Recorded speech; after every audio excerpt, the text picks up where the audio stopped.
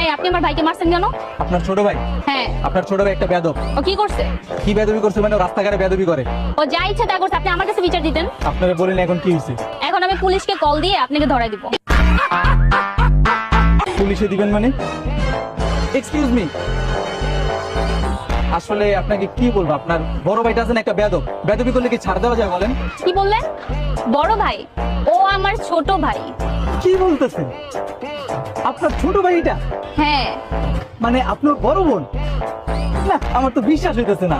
আসলে আপনি দেখতে এত সুন্দর, এত ইয়াং, আপনার তো দেখে মনে হচ্ছে আপনি ওর থেকে মিনিমাম 5 থেকে 10 বছরের ছোট হবেন। আসলে আপনার এত সুন্দর স্কিনের রহস্য কি?